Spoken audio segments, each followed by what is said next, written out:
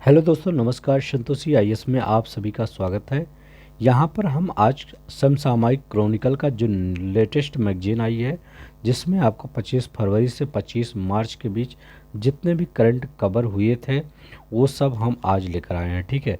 इसमें आपको इस मैगजीन को क्यों ख़रीदना चाहिए, पहले मैं ये आपको बताता हूँ। देखिए, ये मैगजीन है, इसमें आपको कुरुक्षेत्र योजना से जितने भी क्वेश्चन बनते हैं वो भी इसमें दिया रहता है। दूसरी चीज़ है, ये मैगजीन थोड़ा डिटेल में दिया रहता है। अब आपका पेपर वैसा नहीं आता कि थोड़ा सा एक लाइन पढ़ लिए वन लाइनर और आप लगा दिए। वो सिर्फ आप अपने मतलब खुद को कॉन्फिडेंस लाने के लिए कर सकते हैं, लेकिन वैसे क्वेश्चन पास नहीं हो सकते हैं जब तक आप डिटेल में नहीं पढ़ेंगे। अब 3-4 लाइन आपका मतलब कथन कारण में आता है, ये सब आता है। ठीक, कई स्टेटमेंट दिए रहते हैं। ठीक है, तो वो सब क्वेश्चन अब बनने लगे हैं। तो उस सब के क्वेश्चन के लिए सबसे अच्छी मैगजीन क्रॉनिकल है। यहाँ पर हर चीज़ डिटेल में दिया रहता है, फिर वन लाइनर भी दिया रहता है, फिर मतलब ऑब्जेक्टिव भी दिया रहता है, तो हर चीज़ दिया रहता है। ये मैगजीन ओनली 40 रुपये की शायद मिलती है। ठीक है, तो आपके पास आस पास अगर मिल रही तो ये मैगजीन काफ़ी अच्छा है। मैं किसी का प्रचार नहीं कर रहा हूँ, ना हमको क्रॉनिकल वाले पैसा दिए हैं, सिर्फ आपके लिए बता रहा हूँ। आपके पेपर के लिए काफ़ी अच्छी मैगजीन मानी जाती है।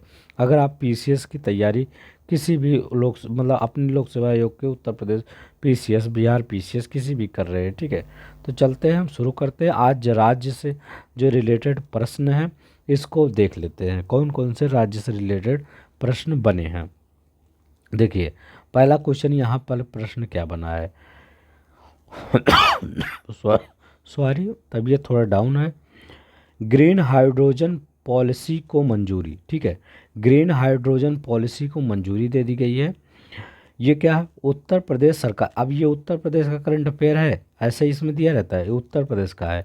उत्तर प्रदेश सरकार ने 5 मार्च 2024 को, अब ये डेट याद रखिएगा, 5 मार्च 2024 को कैबिनेट की मंजूरी कैबिनेट की बैठक में हरित हाइड्रोजन नीति ग्रीन हाइड्रोजन पॉलिसी को मंजूरी दी। तो क्वेश्चन कैसे बन सकता है कि ग्रीन हाइड्रोजन पॉलिसी को मंजूरी किस प्रदेश ने दी? उत्तर प्रदेश ने। इसके माध्यम से 2028 तक सालाना 10 lakh metric ton green hydrogen उत्पन्न करने का लक्ष्य रखा गया है। तो कब तक? 2028 तक सालाना 10 लाख मीट्रिक टन। अब देखिए, आगे देखते हैं। इस नीति के तहत अगले 5 वर्ष उद्योग लगाने वालों को कई लाभान्वित होंगे। ये सब उतना इम्पोर्टेंट नहीं है। करीब 1.2 लाख लोगों को रोजगार मिलेगा, ये भी सही है। हाइड्रोजन का उपयोग ईंधन के रूप में उर्वरक, पेट्रोकेमिकल और स्टील प्लांट में होता है। ठीक है, किसका? हाइड्रोजन ईंधन का उपयोग। अभी तक बिजली गैस आधारित तकनीक हाइड्रोजन उत्पन्न की जाती थी, जिसे ग्रे हाइड्रोजन कहते थे। तो ग्रे हाइड्रोजन किसे कहते हैं? जब बिजली व गैस आधारित तकनीक से हाइड्रोजन उत्पन्न की जाती है तो उसे ग्रे हाइड्रोजन कहते हैं। तो ये स्टैटिक जीके का क्वेश्चन है कि ग्रे हाइड्रोजन किसे कहते हैं, तो आप बता देंगे जो बिजली से उत्पन्न होता है हाइड्रोजन, उसको ग्रे हाइड्रोजन कहते हैं। ग्रीन हाइड्रोजन पॉलिसी की अवधि 5 वर्ष रखी गई है। इस दौरान लगाए जाने वाले उद्योगों 10 से 30% की पूंजी खर्च पर सब्सिडी दी जाएगी। तो ये सब ग्रे हाइड्रोजन 5 वर्ष 2028 सालाना, ये सब याद रखिएगा। अब देखिए, त्रिनेत्र ऐप किससे रिलेटेड है? उत्तर प्रदेश से रिलेटेड है। त्रिनेत्र ऐप 2.0। इसमें क्या करा है? उत्तर प्रदेश पुलिस ने हाल ही में अपराध की रोकथाम और जांच के लिए एक डिजिटल प्लेटफॉर्म किसने 2.3 त्रिनेत्र 2.0 लॉन्च किया है। किसने? उत्तर प्रदेश पुलिस ने। ठीक है, किसको? अपराध को रोकथाम करने के लिए। यूपी के डीजीपी प्रशांत कुमार, कौन है यूपी के डीजीपी? प्रशांत कुमार ने एडीजी कानून व्यवस्था अमिताभ यस के साथ डीजीपी मुख्यालय में यह ऐप लॉन्च किया। तो ये याद रखिएगा, इस ऐप के माध्यम से 9.32 लाख से अधिक आपराधिक रिकॉर्ड डिजिटल किए जाएंगे। साथ ही सुरक्षा जांच के दौरान संदिग्धों की तेज़ी से पहचान की जा सकते हैं। इसमें व्यापक अपराध संबंधी जानकारी इनपुट पहुंच शामिल है, जिसमें अपराध इतिहास, एफआईआर ब्यूरो आदि शामिल है। देखिए, दक्षिण एशिया की सबसे बड़ा गोला बारूद सुविधा, ये क्या है? देश की अग्रणी निजी क्षेत्र की रक्षा निर्माता कंपनी अडानी डिफेंस, ठीक है, किसकी बात कर रहे हैं, अडानी डिफेंस एंड एरोस्पेस ने उत्तर प्रदेश के कानपुर में गोला बारूद और मिसाइलों के उत्पादन के लिए समर्पित 2 सुविधाएं शुरू की है। किसने, अडानी ग्रुप ने। इन सुविधाओं का अनावरण उत्तर प्रदेश के मुख्यमंत्री योगी आदित्यनाथ द्वारा 26 जनवरी 2024 को बालाकोट हवाई हमले ऑपरेशन बंदर की 5वीं वर्षगांठ के अवसर पर किया गया। तो जो बालाकोट हवाई हमला हुआ था उसका ऑपरेशन का नाम, स्टैटिक जीके ये एक क्वेश्चन बना, तो उसका क्या नाम था, ऑपरेशन बंदर नाम था। उसी की 5वीं वर्षगांठ पर मुख्यमंत्री योगी आदित्यनाथ जी ने किया था। इसमें अत्याधुनिक सुविधाएं होंगी। यह भारत में प्राइवेट सेक्टर में अपनी तरह का पहला कदम है, ठीक है। कहाँ पर, उत्तर प्रदेश के कानपुर में, ठीक है, ये याद रखिएगा। कहाँ की बात कर रहा है, उत्तर प्रदेश के कानपुर की बात कर रहा है। एक मिनट, कानपुर की बात कर रहा है। प्राइवेट सेक्टर का अपना पहला कदम है। अडानी डिफेंस एरोस्पेस 500 एकड़ में फैले इन फैक्ट्री के विकास के लिए 3000 करोड़ से अधिक निवेश करेगा। ये सब याद रखिएगा। अब देखिए यहाँ पर क्या है, ग्रामीण महिलाओं को कृषि ड्रोन का प्रयोग करने की ट्रेनिंग। कृषि ड्रोन का प्रयोग करने की ट्रेनिंग, जो ग्रामीण महिलाएं हैं उनको बताया जाएगा कि आप कृषि जो ड्रोन होगा मतलब उसको उपयोग करिए। उत्तर प्रदेश में अब महिलाएं खेती के लिए ड्रोन विमानों का प्रयोग करेंगी। नमो ड्रोन दीदी कार्यक्रम के जरिए उत्तर प्रदेश में स्वयं सहायता समूहों, ठीक है, SHG से जुड़ी महिलाओं को खेती में काम आने वाले ड्रोन चलाने का प्रशिक्षण दिया जाएगा। जैसे थोड़ा कोई केमिकल वेमिकल है उसको छिड़का नहीं जाता तो उनको बताया जाएगा रिमोट ऐसे पकड़िए और ऐसे, मतलब ये बटन है, ये उड़ेगा ऊपर, ये लेफ्ट जाएगा, ये राइट जाएगा, उनको बताना जाएगा जी, ठीक है। कार्यक्रम के तहत प्रयागराज जिले के फूलपुर की स्वयं सहायता समूह के जुड़ी 90 ग्रामीण महिलाओं का प्रशिक्षण पूरा किया जाएगा। 11 मार्च 2024 को इन महिलाओं ने प्रधानमंत्री नरेंद्र मोदी की वर्चुअल उपस्थिति में हुए कार्यक्रम में अपने ड्रोन प्रशिक्षण कौशल का प्रदर्शन करते हुए ड्रोन उड़ाया। अग्रणी ड्रोन निर्माता कंपनी मारुत ड्रोन्स ने नमो ड्रोन दीदी कार्यक्रम में 150 HSG स्वयं सहायता समूह महिलाओं को एग्री ड्रोन तकनीक एग्रीकल्चर ड्रोन प्रशिक्षण दिया। तो ये याद रखिएगा, नमो ड्रोन दीदी कार्यक्रम उत्तर प्रदेश के प्रयाग जिले के फूलपुर, प्रयागराज जिला होगा यहाँ, फूलपुर में की 90 महिलाओं और बिहार के पूर्वी चंपारण की व मोतिहारी से 60 महिलाओं ने अपने ड्रोन प्रशिक्षण का कौशल दिखाए हैं। तो नमो दीदी कार्यक्रम, ठीक है, याद रखिएगा, इम्पोर्टेंट है। अब चलते हैं, देखते हैं यहाँ पर युवा उद्यमियों के सशक्तिकरण के लिए माई युवा योजना। अब ये क्या है माई युवा योजना, मुख्यमंत्री, देखिए उत्तर प्रदेश का है तो थोड़ा डिटेल में पढ़ना ही पड़ेगा आपको, अभी दूसरे स्टेट का आएगा तो हम जल्दी बता देंगे। मुख्यमंत्री योगी आदित्यनाथ की महत्वाकांक्षी योजना कौन सी है, मुख्यमंत्री युवा उद्यमी विकास अभियान। मुख्यमंत्री युवा उद्यमी विकास अभियान प्रदेश में जल्द शुरू होने जा रही है, अभी शुरू नहीं हुई, जल्द शुरू होगी। नवाचार और रोजगार को बढ़ावा देने के लिए माई युवा ने युवा उद्यमियों को ब्याज मुक्त ऋण की पेशकश की। एमएसएमई विभाग को शामिल करते हुए यह पहल यूपी की आर्थिक वृद्धि और विकास को बढ़ावा देगी। इसके लिए मुख्यमंत्री ने सूक्ष्म लघु और मध्यम उद्यम एमएसएमई विभाग को जल्द से जल्द पूरी कार्ययोजना तैयार करने के लिए निर्देश दिए हैं। अब देखिए यहाँ पर प्रदेश के युवाओं में उद्यमशीलता को बढ़ावा देने के लिए योगी सरकार इस योजना के माध्यम से प्रतिवर्ष 1 लाख युवा उद्यमियों को तैयार करेगी। इसके लिए सरकार की ओर से 5 लाख तक की परियोजनाओं के ब्याज मुक्त ऋण प्रदान किया जाएगा। राज्य सरकार ने बजट 2024-25 में इस योजना के लिए 1000 करोड़ का प्रावधान किया था। किसके लिए, माई युवा के लिए कितने करोड़ रुपए का प्रावधान किया गया, 1000 करोड़ रुपए का प्रावधान किया गया और 5 लाख परियोजनाओं के विकास की ऋण को मंजूरी प्रदान की गई, ठीक है, मतलब सरकार की ओर से 5 लाख। REC और यूनिसेड के मध्य शिक्षा क्षेत्र में समझौता। REC लिमिटेड ने उत्तर प्रदेश के सिद्धार्थनगर जिले के लगभग 75,500 बच्चों की समर्थन करने के लिए unit of science and education development के साथ साझेदारी की। इस पहल का उद्देश्य छात्रों को आधुनिक शैक्षणिक उपकरणों और संसाधनों तक पहुंच प्रदान करना और उन्हें अकादमिक और रचनात्मक सशक्त बनाना। तो ये आगे देखते हैं कि इसमें कहना क्या चाहते हैं।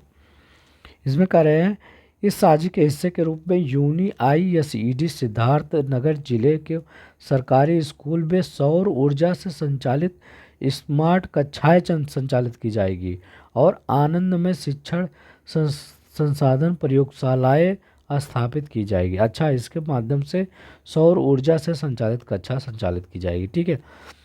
IRC लिमिटेड एक प्रमुख गैर बैंकिंग विद्युत मंत्रालय के तहत महारत्न केंद्रीय सार्वजनिक क्षेत्र का उद्यम है।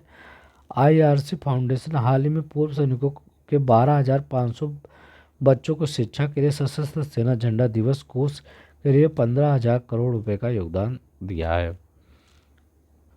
अब ये देखिए एक क्वेश्चन है, ये मतलब ये है उपभोक्ता और शिकायत निवारण पर कार्यशाला। भारत सरकार के उपभोक्ता और कार्य विभाग ने कब 2 मार्च 2024 को लखनऊ में वर्तमान युग में उपभोक्ता की शिकायतों का प्रभावी ढंग से कैसे समाधान किया जाए नामक विषय पर एक दिवसीय कार्यशाला का आयोजन किया। ठीक है, याद रखिएगा। उपभोक्ता कार्य विभाग द्वारा कार्यशाला का उत्तर प्रदेश सरकार तथा राज्य उपभोक्ता विभाग निवारण आयोग उत्तर प्रदेश के सहयोग से आयोजित की जाएगी। इस आयोजन का उद्देश्य वित्तीय क्षेत्र, रियल एस्टेट क्षेत्र, चिकित्सा लापरवाही, ऑनलाइन शॉपिंग, अन्य क्षेत्रों से संबंधित उपभोक्ताओं के सामने आने वाले महत्वपूर्ण मुद्दों और उनके उचित ढंग से प्रभावी निवारण और उपभोक्ता आयोगों की भूमिका को संबोधित करना था। ठीक है, तो ये थोड़ा सा देख लीजिएगा, उतना इम्पोर्टेंट नहीं है। अभी उत्तर प्रदेश का एक है और महत्वपूर्ण, उत्तर प्रदेश के अन्य महत्वपूर्ण समसामयिक घटनाक्रम ये देखते हैं। मुख्यमंत्री योगी आदित्यनाथ ने 28 फरवरी 2024 को लखनऊ में उत्तर प्रदेश पुलिस अवस्थापना सुविधाओं का सुदृढ़ीकरण हेतु 2,310 करोड़ से अधिक 144 निर्माण कार्यों का लोकार्पण और शिलान्यास किया। और क्या है, इलाहाबाद हाई कोर्ट ने UP board of Madrasa education act 2024 को असंवैधानिक घोषित कर दिया है। ठीक है, लेकिन सुप्रीम कोर्ट ने इसको हटा दिया, कहा संवैधानिक है वो। उत्तर प्रदेश 5 करोड़ आयुष्मान कार्ड बनाने वाला देश का पहला राज्य बना, ये याद रखिएगा। कौन? उत्तर प्रदेश। उत्तर प्रदेश 5 करोड़ आयुष्मान कार्ड बनाने वाला देश का पहला राज्य बन गया है। ये यहाँ का करा है प्रधानमंत्री नरेंद्र मोदी ने। थोड़ा सा तबीयत खराब है ना, तो थोड़ा सा रिदम नहीं बन पा रहा है, तो उसके लिए सॉरी, देख लीजिए आप। 10 मार्च 2024 को आजमगढ़ में कितना 34,000 करोड़ रुपए से अधिक कई विकास पहलों का उद्घाटन और लोकार्पण शिलान्यास किया। उत्तर प्रदेश के मुख्यमंत्री योगी आदित्यनाथ और केंद्रीय पेट्रोलियम और प्राकृतिक गैस मंत्री हरदीप सिंह पुरी ने 7 मार्च 2024 को गोरखपुर में कंप्रेस्ड बायोगैस प्लांट का लोकार्पण किया। तो किसने किया? प्राकृतिक और गैस मंत्री हरदीप सिंह पुरी ने। ठीक है, किसका? कंप्रेस्ड बायोगैस CBG प्लांट का लोकार्पण किया। केंद्रीय आवास और शहरी कार्य मंत्री हरदीप सिंह पुरी ने 7 मार्च 2024 को उत्तर प्रदेश के सोनभद्र जिले में 177 विकास परियोजनाओं के आभासी माध्यम से शिलान्यास किया, उद्घाटन व शिलान्यास किया। ठीक है, तो इन्होंने कब? सोनभद्र जिले में। ठीक है, ये सब याद रखिएगा थोड़ा सा। अब देखते हैं, ये मोदी जी वाला याद रखिएगा, बहुत इंपॉर्टेंट है। 10 मार्च 2024 को आजमगढ़ में 34,000 करोड़ रुपए से अधिक विकास योजना का तो मोदी जी की है। तो ये, और ये उत्तर प्रदेश में 5 करोड़ आयुष्मान कार्ड बनाने वाला पहला राज्य बन गया। कौन? उत्तर प्रदेश, ये याद रखिएगा। अब चलते हैं बिहार का करंट, थोड़ा जल्दी जल्दी देख लेते हैं। ठीक है, यहाँ लिखा गया है भारत का पहला राष्ट्रीय डॉल्फिन अनुसंधान केंद्र बिहार के मुख्यमंत्री कौन है? नीतीश कुमार। 4 मार्च 2024 को पटना में भारत के पहले और एकमात्र राष्ट्रीय डॉल्फिन अनुसंधान केंद्र NDRC का उद्घाटन किया।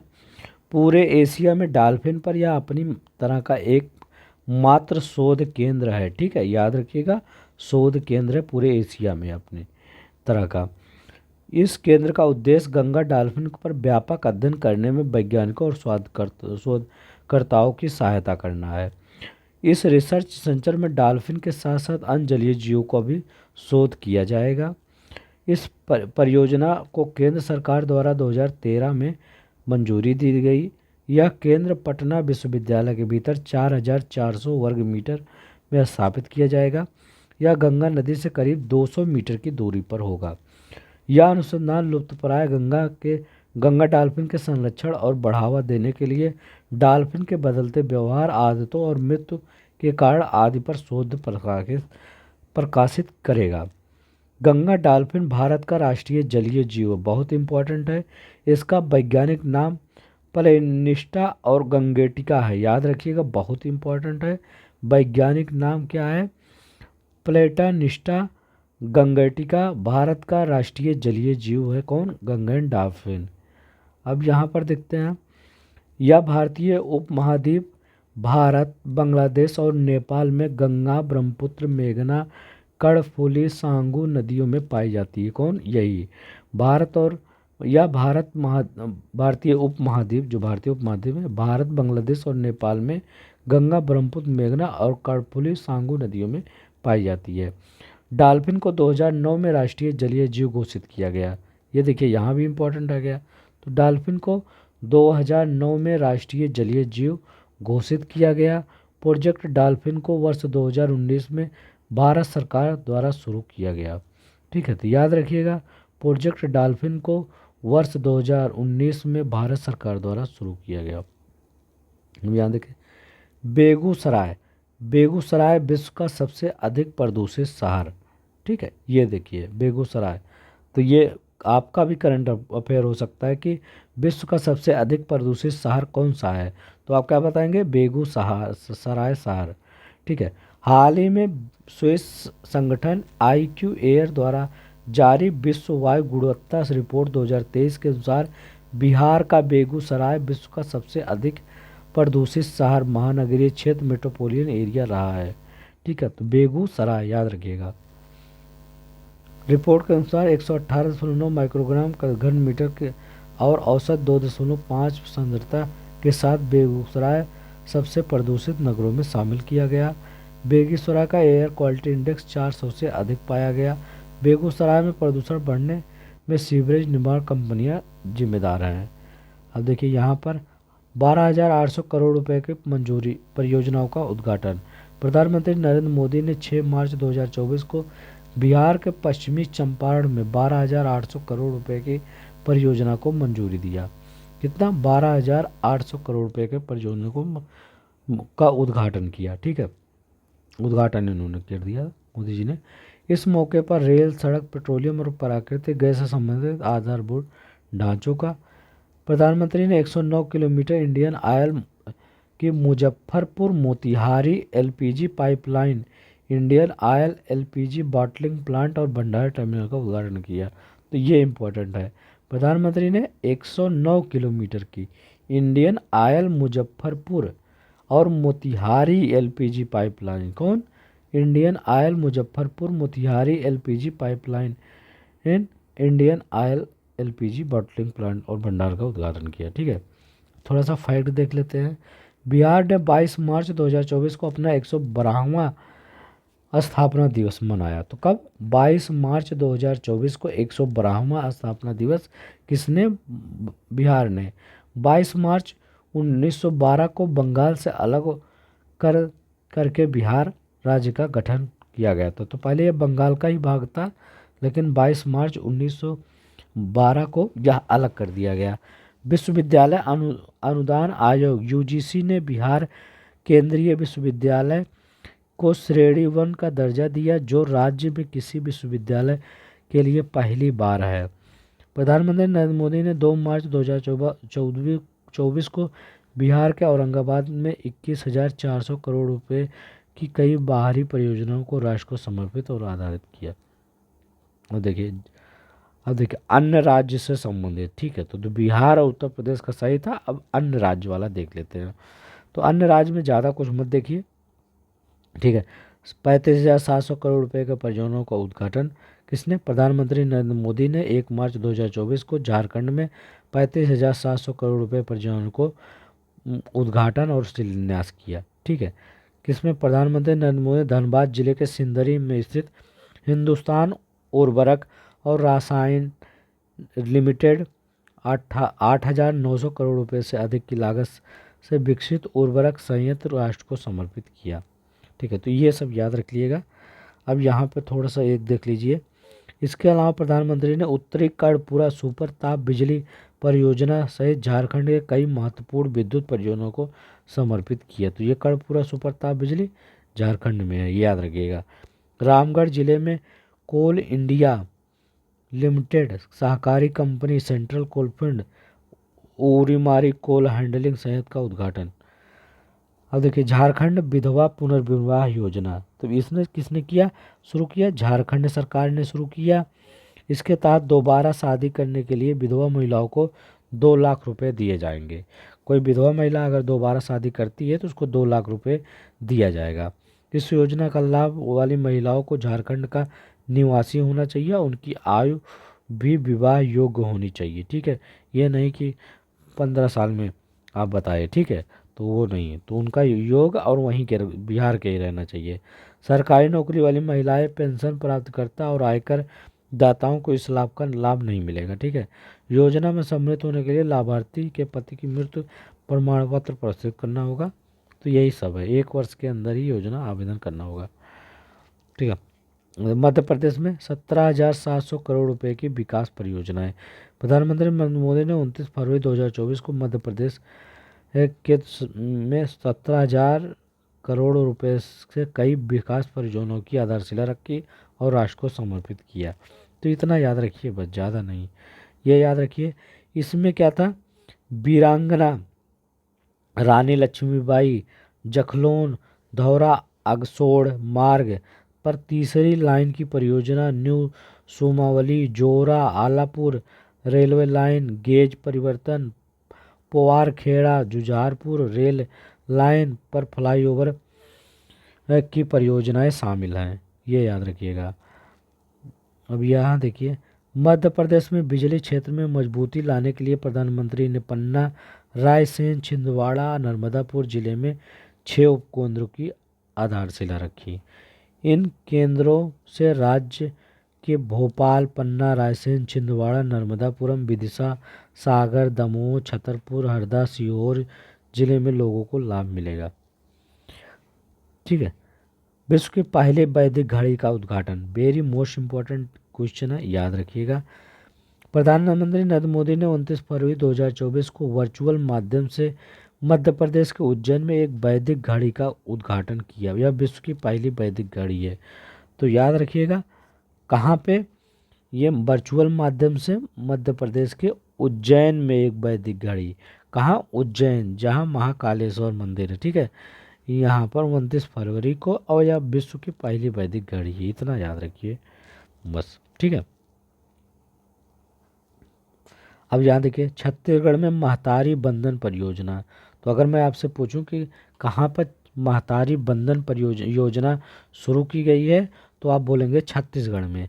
प्रधानमंत्री नरेंद्र मोदी 10 मार्च 2024 को छत्तीसगढ़ में महतारी बंधन परियोजना को शुरू किया। प्रधानमंत्री इस योजना की पहली किस्त के रूप में 655 करोड़ रुपए महिलाओं के खाते में ट्रांसफर की जाएगी। अब भाई क्या है? यह योजना राज्य की पात्र विभावित महिलाओं को मासिक प्रत्यक्ष लाभ अंतरण डीबीटी के रूप में 1,000 रुपये प्रतिमाह की वित्तीय सहायता प्रदान करने के लिए शुरू की गई, ठीक है।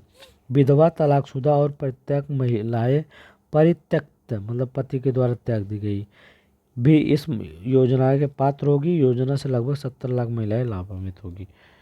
उड़ीसा में क्या हुआ? संबलपुर में प्रोजेक्ट ओडिसवर्स का शुभारंभ कौन किया?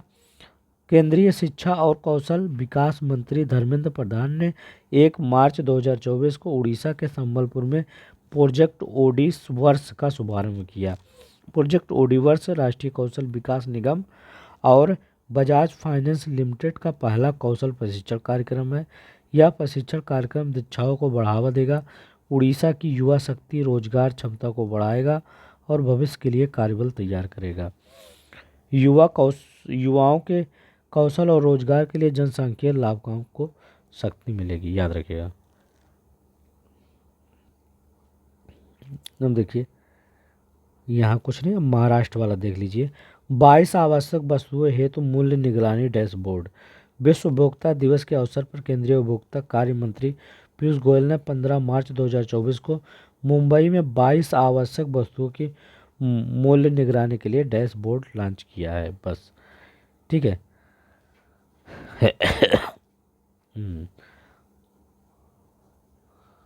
महाराष्ट्र की चौथी महिला नीति का अनावरण है क्या? महाराष्ट्र सरकार ने अंतर्राष्ट्रीय महिला दिवस के अवसर पर 8 मार्च 2024 को, तो आपको यह पता होना चाहिए कि यह अंतर्राष्ट्रीय महिला दिवस कब मनाया जाता है। 8 मार्च 2024 को राज्य की महिला नीति का अनावरण किया। यह नीति 1994, 2001, 2014 में घोषित नीतियों के बाद ऐसी चौथी नीति थी है।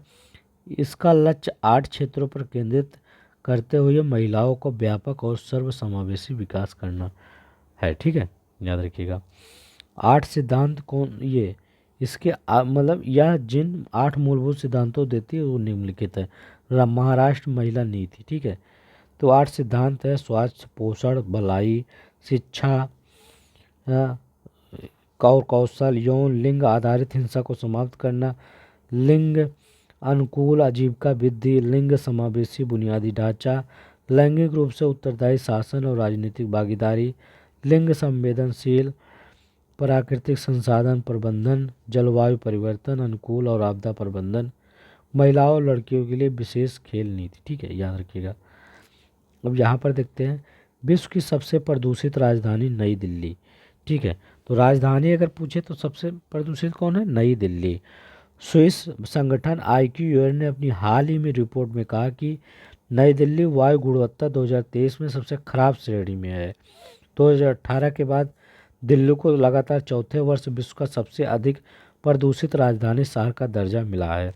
इस रिपोर्ट के अनुसार दिल्ली हवा का PM 2.5 सांद्रता और 89.1 माइक्रोन प्रति घन मीटर बिगड़कर 2023 में 92.7 माइक्रोन घन मीटर हो गया है। ठीक है, अब देखिए पूर्वोत्तर राज्य में देखते हैं बिचोम अरुणाचल प्रदेश का 27वां जिला। तो ये भी पूछ सकता है कि बिचोम किस प्रदेश का 27वां जिला बना? तो अरुणाचल प्रदेश का। बिचोम पूर्वी कामेंग जिलों का विभाजन से अस्तित्व में आया।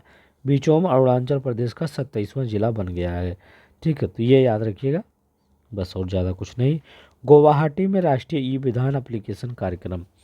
असम विधानसभा के सहयोग से केंद्रीय संसदीय कार्य मंत्री ने असम के सभी सरकारी विभागों में कनेक्टिविटी बढ़ाने और कागज रहित विधायी प्रक्रिया करने के लिए 18 मार्च 2024 में राष्ट्रीय ई-विधान एप्लीकेशन कार्यक्रम का आयोजन किया। कौन? गुवाहाटी में राष्ट्रीय ई-विधान नीवा का आयोजन कहाँ किया गया? राष्ट्रीय ई-विधान, तो ये गुवाहाटी में किया गया।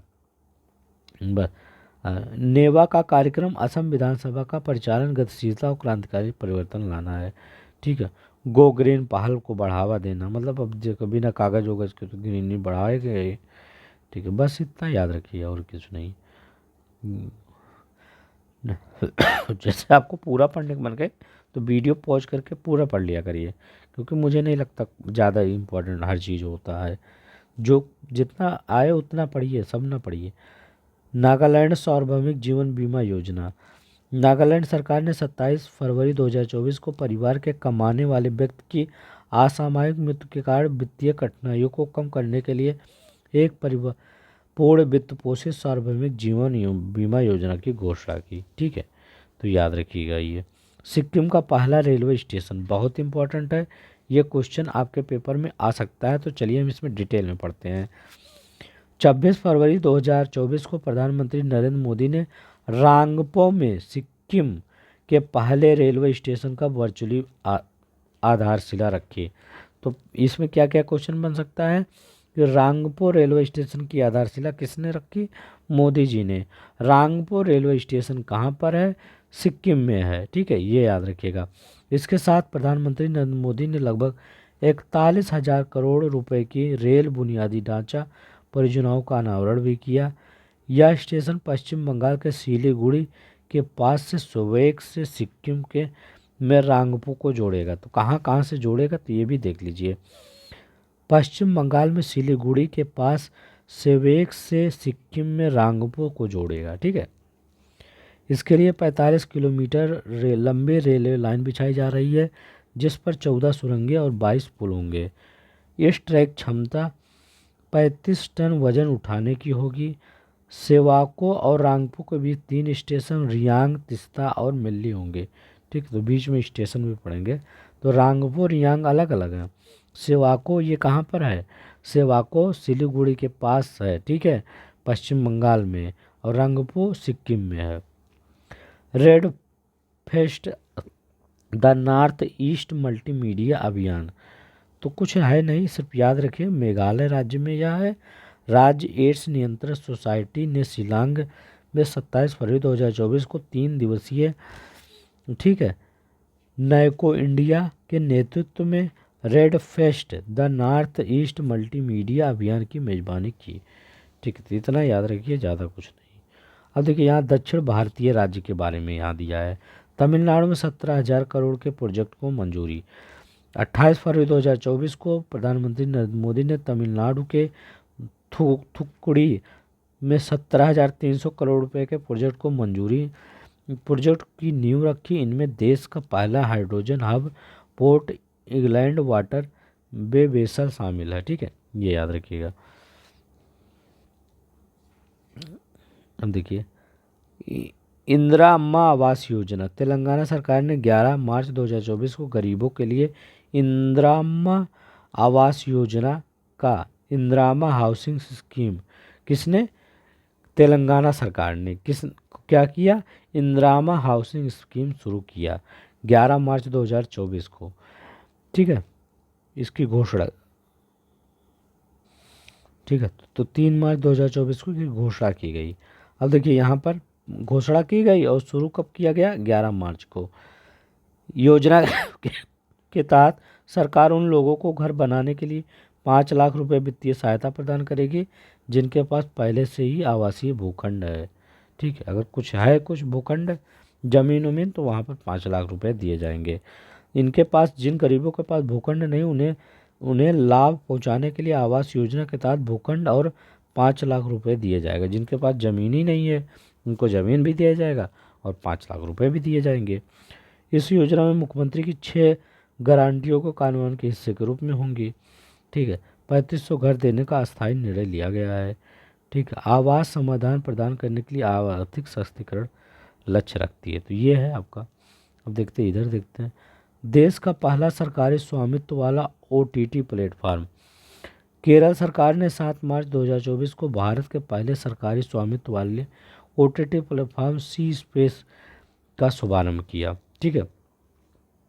पहला सरकारी स्वामित्व वाला OTT प्लेटफॉर्म, उसका नाम क्या है, सी स्पेस, ठीक है। तो सी स्पेस, ठीक, याद रखिएगा। इसका उद्देश्य लोगों को सार्थक जानकारी प्रदान करना और इस क्षेत्र में विशाल अवसरों को लाभ उठाना है, ठीक है। तो वही है जो OTT प्लेटफॉर्म। सी स्पेस का प्रबंध केरल राज्य द्वारा विकास निगम द्वारा किया जाएगा, जो एक राज्य स्वामित्व कंपनी है, ठीक है। तो यहाँ पर भारत सरकार, केरल सरकार दोनों हैं। अब देखिए थोड़ा सा और ये देखिए, मतलब पूरा अभी राज्य आपका ख़त्म हो जाएगा, ठीक है। तो शेष भारतीय राज्य के बारे में देख लेते हैं और कौन कौन से समसामयिक बने हैं। 30 मार्च 2024 को राजस्थान राज्य ने अपना 75वां स्थापना दिवस मनाया। तो हाँ, ये तो मनाया ही है। मध्य प्रदेश के उज्जैन में 1 से 2 मार्च 2024 को क्षेत्रीय उद्योग सम्मेलन का आयोजन किया गया, सही है। न्यायमूर्ति सत्येंद्र कुमार सिंह को मध्य प्रदेश का नया लोकायुक्त नियुक्त किया गया, ठीक है। इसको सत्येंद्र कुमार सिंह को मध्य प्रदेश का नया लोकायुक्त नियुक्त किया गया। 16 मार्च 2024 को केंद्रीय सड़क मंत्री राजमार्ग मंत्रालय ने मध्य प्रदेश और उज्जैन के लिए 188 करोड़ 95 लाख लाख रुपए की स्वीकृति दी। ठीक है, अब देखिए इधर से उज्जैन में 109 मार्च 2024 तक विक्रमोत्सव 2024 का आयोजन किया गया। तो अगर कोई पूछे कि विक्रमोत्सव उत्सव 2024 का आयोजन कहाँ किया गया, तो ये उज्जैन में किया गया 1 से 9 मार्च विक्रमोत्सव 2024। गृह मंत्रालय ने अरुणाचल प्रदेश और नागालैंड के कुछ जिलों में सशस्त्र बल अधिनियम अप्सा के अतिरिक्त 6 महीने के लिए बढ़ा दिया। 1 अप्रैल 2024 से प्रभावित होगा। कहाँ पर? अरुणाचल प्रदेश और नागालैंड में। मिजोरम के पूर्व मुख्य सचिव लालम लालम लासावमा को लोकायुक्त नियुक्त किया गया है। प्रधानमंत्री नरेंद्र मोदी ने 9 मार्च 2024 को मणिपुर, मेघालय, नागालैंड, सिक्किम, त्रिपुरा, अरुणाचल प्रदेश में लगभग 55,600 करोड़ रुपए की विकास को परियोजनाओं का अरुणाचल प्रदेश की राजधानी ईटानगर में शुभारंभ किया। ठीक है, तो ये याद रखिएगा, प्रधानमंत्री मोदी जी से रिलेटेड है तो इम्पोर्टेंट है। एनटीपीसी ने सर्वाधिक विद्युत उत्पादन क्षमता वाली विद्युत परियोजना द्वारा सिंगरौली में कार्बन कैप्चर प्लांट की स्थापना की जाएगी। वेरी मोस्ट इम्पोर्टेंट है, याद रखिए। कहाँ पर? सिंगरौली में, वहाँ पर। ठीक है। तेलंगाना के बेगम बाजार में महाराणा प्रताप चौक पर महाराणा प्रताप की 21 फीट की प्रतिमा स्थापित की जाएगी और उसका अनावरण भी किया जाएगा। तेलंगाना के मुलुगु जिले में जकाराम युवा प्रशिक्षण केंद्र सरक्का केंद्रीय जनजातीय विश्वविद्यालय का उद्घाटन किया गया। 27 से 28 फरवरी 2024 को राष्ट्रीय राज्य नीति 2020 के अंतर्गत भारतीय ज्ञान परंपरा विविध संदर्भ विषय पर भोपाल 2 दिवसीय कार्यशाला का आयोजन किया गया। मुख्यमंत्री डॉक्टर मोहन यादव को इस्कॉन द्वारा प्राइड ऑफ उज्जैन सम्मान से सम्मानित किया गया। उड़ीसा सरकार ने जल संसाधन डेटा समन्वय के लिए एक राज्य जल सूचना विज्ञान केंद्र स्थापित करने का निर्णय लिया है। किसने? उड़ीसा सरकार ने जल संसाधन डेटा के समन्वय संग्रह और प्रसार के लिए जल सूचना विज्ञान केंद्र स्थापित करने का निर्णय लिया। वेरी मोस्ट इम्पोर्टेंट है, याद रखिएगा, ये क्वेश्चन आपके पेपर में कहीं ना कहीं आएगा। सड़क और परिवहन राज्य मंत्री नितिन गडकरी ने 14 मार्च 2000 को राजस्थान के सड़कों को चौड़ी करने के लिए 972 करोड़ रुपए को मंजूरी दी है। महाराष्ट्र मंत्रिमंडल ने अहमदाबाद नगर का नाम बदलकर अहिल्या नगर रखने की स्वीकृति दी है। ठीक है, तो अहिल्या नगर, किस नगर का नाम? अहमदनगर जिले का नाम अहिल्या नगर रखा जाएगा। महाराष्ट्र वन विभाग ने 2 मार्च को 65,724 पौधों से हिंदी में भारत माता लिखकर गिनीज वर्ल्ड रिकॉर्ड बनाया गया। राज्य के चंद्रपुर जिले में आयोजित तडोबा महोत्सव, कहाँ पर? तडोबा महोत्सव में यह उपलब्धि हासिल की। तो पहले आपसे पूछेगा तडोबा महोत्सव कहाँ आयोजित किया, तो महाराष्ट्र में, तो राज्य के चंद्रपुर जिले में। ठीक है, तडोबा महोत्सव बहुत इंपॉर्टेंट है। तजो अभी देखिए हम इम्पोर्टेंट सब आ रहा है। गुजरात सरकार ने शिक्षा रिफॉर्म ऑनलाइन शिक्षण मंत्र लॉन्च किया। पंजाब सरकार द्वारा वित्त वर्ष 2024-25 के लिए 2 लाख करोड़ रुपए से अधिक बजट पेश किया। जम्मू कश्मीर में जम्मू क्षेत्र की कला, संस्कृति और विरासत को प्रदर्शित करने के लिए 1 से 4 मार्च 2024 को तवी महोत्सव आयोजित किया गया। कब?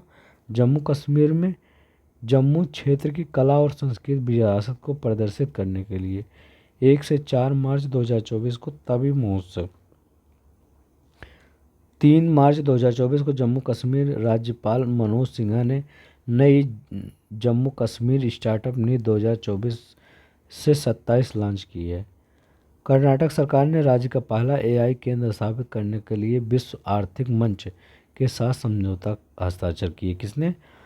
कर्नाटक सरकार ने एआई संबंधित पहल को लाने के लिए। तमिलनाडु सरकार ने नींगलमा नलमा RU-Well-2 योजना शुरू की। यह एक लाभार्थी आउटरीच कार्यक्रम है, तो याद रखिएगा, बहुत ही इम्पोर्टेंट है, मोस्ट इम्पोर्टेंट है। तमिलनाडु सरकार ने नींगलम नलमा योजना शुरू की। प्रधानमंत्री ने सेला सुरंग राष्ट्र को समर्पित किया और लगभग 10,000 करोड़ रुपए की उन्नति योजना शुरू की। नागालैंड में नॉर्थ ईस्ट गेम्स 2024 के तीसरे संस्करण का आयोजन किया गया। मणिपुर विधानसभा ने 1 मार्च 2024 को एक प्रस्ताव पारित कर केंद्र में राज्य में एनआरसी लागू करने की अपील की। किसने? मणिपुर विधानसभा ने 1 मार्च 2024 को एक प्रस्ताव पारित किया और राज्य में एनआरसी लागू करने की अपील की। हाल ही में मिजोरम का सबसे भव्य त्यौहार चापचरकूट दूसरे राज्य में मनाया गया। दूसरा कर रहा हूँ, पूरे राज्य में मनाया गया। क्या? चापचरकूट। ठीक है, कहाँ का है? मिजोरम का सबसे भव्य त्यौहार। तो ये याद रखिएगा, तमिलनाडु का नीलंगन नलमा, ऐसे ही क्वेश्चन वहाँ आता है। तभी ये मैगजीन काफ़ी अच्छा है, इसको 2-3 बार वीडियो को पढ़िए। ठीक है, आपका याद हो जाएगा। 1 से 2 बार इस वीडियो को देख लेंगे तो याद हो जाएगा। पूरे राज्य में मनाया। मार्च के दौरान झूम कृषि का सबसे कठिन कार्य पूरा होने के बाद मंगाया जाता है। अब ये मैगजीन आपको खरीद लेना चाहिए। जब मैं पढ़ाऊँ तो आप टिक करते करते चलिए या पढ़ते पढ़ते चलिए, तो आपको बहुत जल्दी याद हो जाएगा। बस अब राज्य वाला जितना था ना, सब कुछ आपको याद हो गया। ठीक है, अब इसमें राज्य में सिर्फ इतना ही पढ़ना था। अब इसका ऑनलाइनर हम कर लेंगे तो पूरा तैयार। ऐसे एक एक चीज़, जैसे अब इसका आया ये अब अप्रैल मार्च तक, 25 मार्च तक इतना पूरा रट डालिए। इसके बाद आज दृष्टि उष्टि आएगी, उसको पढ़ेंगे फिर। ठीक है, तो ये आप रट डाले। तो चलिए आज के लिए बस इतना ही। अगर पढ़ना है डेली तो बता दीजिएगा, हम इसको ख़त्म ही कर देंगे। ठीक है, और लाइक वाइक कर दीजिएगा, सब्सक्राइब कर दीजिएगा। धन्यवाद, नमस्कार, जय हिंद, जय भारत।